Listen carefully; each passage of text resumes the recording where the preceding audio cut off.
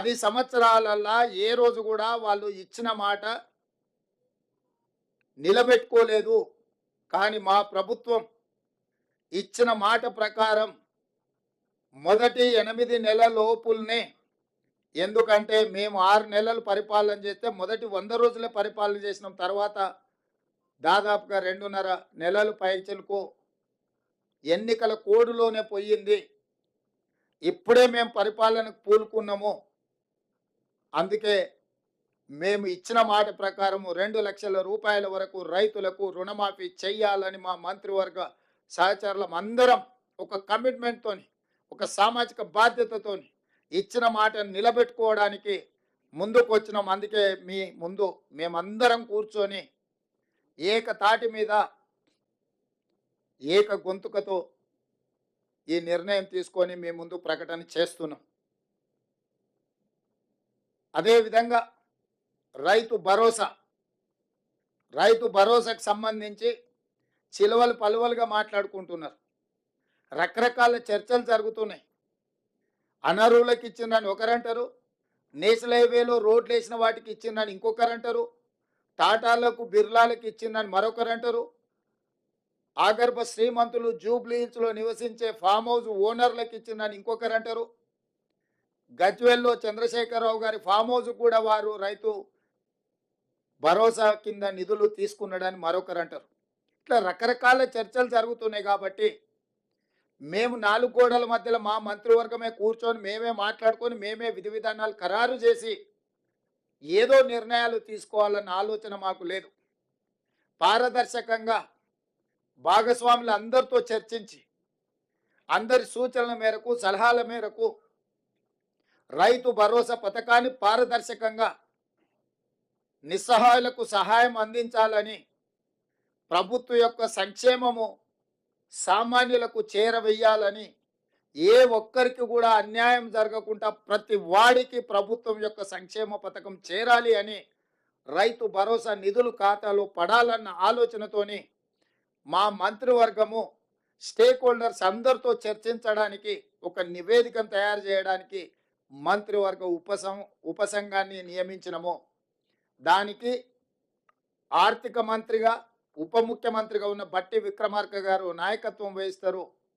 వారితో పాటు వ్యవసాయ శాఖ మంత్రి తుమ్మల నాగేశ్వరరావు గారు, అదేవిధంగా మా ఎలక్షన్ మేనిఫెస్టో కమిటీ చైర్మన్, ఎందుకంటే ఎన్నికల్లో మేము ఇచ్చిన హామీలు వివిధ జిల్లాలు, వివిధ ప్రాంతాలలో పర్యటించి ప్రజల యొక్క సూచనలు, సలహాలు పరిగణలోకి తీసుకొని ఎన్నికల మేనిఫెస్టోని తయారు చేసిన సహచర మంత్రివర్యులు శ్రీధర్ బాబు గారిని, అదేవిధంగా రెవెన్యూ శాఖ మంత్రి పొంగులేటి శ్రీనివాసరెడ్డి గారిని కమిటీలో సభ్యులుగా చేర్చడం జరిగింది. ఈరోజు రైతు భరోసా విధి విధానాలను ఖరారు చేయడానికి రైతు సంఘాలను, రైతు కూలీ సంఘాలను, రాజకీయ పార్టీలను, వివిధ వర్గాల నుంచి సలహాలు, సూచనలు తీసుకొని విధి విధానాలు ఖరారు చేసి పారదర్శకంగా ప్రజలకు వివరించే విధానపరమైన నిర్ణయం తీసుకోవడానికి రైతు భరోసా కోసము మంత్రివర్గ ఉపసంఘాన్ని నియమించినము. బట్టి విక్రమార్క గారు, తుమ్మల నాగేశ్వరరావు గారు, శ్రీధర్ బాబు గారు, పొంగులేటి శ్రీనివాసరెడ్డి గారు అందరితో చర్చించి జూలై 15 తారీఖు లోపల ప్రభుత్వానికి నివేదికను అందించడం జరుగుతుంది. ఆ నివేదికను రాబోయే బడ్జెట్ సమావేశాలలో శాసనసభలో ప్రవేశపెట్టి అందరి శాసనసభ్యుల యొక్క అభిప్రాయం తీసుకొని భవిష్యత్ కార్యాచరణను, రైతు భరోసా విధి విధానాలను నిర్ధారించి ఆ నియమ నిబంధనల మేరకు అర్హులైన ప్రతి ఒక్కరికి రైతు భరోసా పథకాన్ని అమలు చేయాలని మా మంత్రివర్గం నిర్ణయం తీసుకున్నది. ఈ విషయాలు కూడా మీ ద్వారా రాష్ట్ర రైతాంగానికి మేము చెప్పదలుచుకున్నాము. మా ప్రభుత్వం జవాబుదారీతనంగా పనిచేయాలనుకుంటుంది. పారదర్శకంగా ప్రజల ముందు మా విధి విధానాలను పెట్టి ముందుకు నడవాలనుకుంటున్నాము. ఇక 3వ అంశం, వివిధ పత్రికలల్లో, టీవీలల్లో కొన్ని పొలిటికల్ పార్టీ ఓన్డ్ మీడియా కూడా రకరకాల రాద్ధాంతాలు, విషయాలను చిలువలు పలువలు చేసి లేదా ప్రభుత్వం మీద అపోహలు కలిగించడానికి లేదా ఎక్కడో సమావేశాలలో ఉన్న మంత్రులను, ఎమ్మెల్యేలను లేని వార్తల్ని ప్రశ్నల రూపంలో వాళ్ళని అడిగి వాళ్ళతో ఏదో ఒకటి మాట్లాడించి దానికి ప్రచారం కల్పించి ప్రభుత్వం యొక్క ప్రతిష్ట దెబ్బతీయాలని ప్రయత్నం చేస్తున్నారు.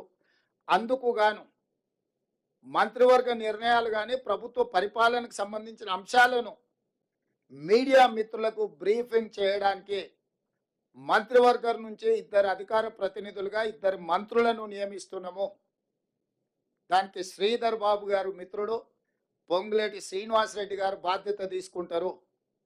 మీడియా మిత్రులకు నా సూచన, మీకు ఎలాంటి ప్రభుత్వానికి సంబంధించిన అంశాలు కావచ్చు, వివరాలు కావచ్చు, అపోహలు కావచ్చు, మీకు సమాచారం కావాలంటే దానికి సంబంధించి శ్రీధర్ బాబు గారు, పొంగులేటి శ్రీనివాసరెడ్డి గారు ఎప్పుడు మీడియా మిత్రులకు అందుబాటులో ఉంటారు. వారిద్దరిచ్చే సమాచారమే అధికారిక సమాచారము. మీరు ఏది పడితే అది, ఎట్లా పడితే అట్లా ఊహించుకోవడానికి కానీ, ఖాయించుకోవడానికి కానీ, రాయించుకోవడానికి కానీ, చూయించుకోవడానికి కానీ అవకాశం లేకుండా పకడ్బందీగా ప్రభుత్వం ఈ నిర్ణయం తీసుకున్నది. కాబట్టి మీడియా మిత్రులకు ప్రభుత్వానికి సంబంధించిన ఏ సమాచారం కానీ, లేకపోతే ఏ అపోహలను తొలగించుకోవడానికి వారిద్దరు అందుబాటులో ఉంటారు. మా ప్రభుత్వం పక్షాన పరిపాలనకు సంబంధించి మీకు ఏ వివరణ కావాలన్నా 2 మంత్రులు అందుబాటులో ఉంటారు. కాబట్టి ఇక నుంచి మీకు ఏదైనా సమాచారం అవసరమైతే ఆ 2 మంత్రులను సంప్రదించాల్సిందిగా మీడియా మిత్రులకు నేను తెలియజేస్తున్నా. ఇక రాజకీయాలు అంటారా, రాజకీయాలకు సంబంధించి ఏ నాయకుడైనా మాట్లాడతాడు, ఏ మంత్రి అయినా మాట్లాడతారు. దానికి దీనికి సంబంధం లేదు. ప్రభుత్వం పరిపాలనకు సంబంధించి నిర్దిష్టంగా శ్రీధర్ బాబు గారు, పొంగులేటి శ్రీనివాసరెడ్డి గారు స్పందిస్తారు. మిగతా విషయాలు ఏదంటే సంబంధిత శాఖ మంత్రులు వాళ్ళ శాఖలకు సంబంధించిన వివరణలు కానీ, వివరాలు కానీ మీకు అందిస్తారు.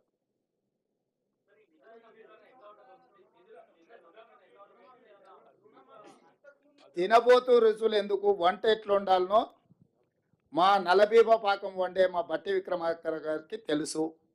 మీరు ఒకటే గుర్తుపెట్టుకోండి, రైతులకు ఇచ్చిన మాట ప్రకారం రుణమాఫీ చేసి తీరుతాము.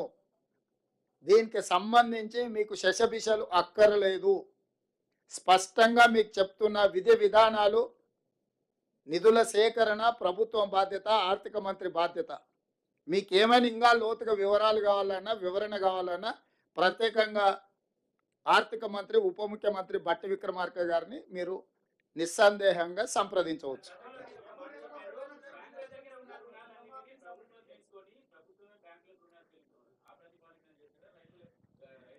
ఇప్పుడు రుణమాఫీ చేయడమే ప్రాతిపదిక. ఏ ప్రాతిపదికన చేస్తామనేది అది మా అంతర్గత అంశము. దానికి సంబంధించి వివరాలన్నీ కూడా మీరు తీరిక సమయంలో ఆర్థిక మంత్రి గారిని సంప్రదించండి, వారు వివరిస్తారు. దీనికి అర్హులు ఎవరు, అనర్హులు ఎవరు సార్? ఈ రుణమాఫీకి అర్హులు ఎవరు? ఆ అర్హులు అనర్హులకు సంబంధించి విధి విధానాల మీద పూర్తి స్థాయిలో చర్చించినము. నియమ నిబంధనలు అన్నిటిని కూడా మంత్రివర్గం ఆమోదించింది.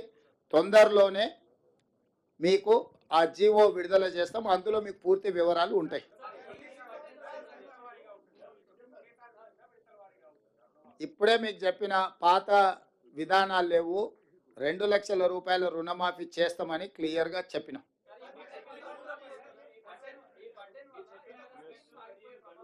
గడువు లోపల చేయడానికే కదా ఇదంతా చారి గారు. 5 సంవత్సరాలు ఆయనలాగా చేయాలంటే ఇంత హడావిడిగా, ఇంత అర్జెంటుగా, ఇంత పకడ్బందీగా మంత్రివర్గ సమావేశం పెట్టడం, మేమందరం వచ్చి కూర్చోవడం, మీకు వివరణ ఇచ్చడం, ఒకవేళ అంతకంటే కొంచెం ముందిస్తే మీకు ఏమైనా అభ్యంతరమా? మీకేమైనా అభ్యంతరం ఉందా? చేయమని అడుగుతారా? ధన్యవాదాలు.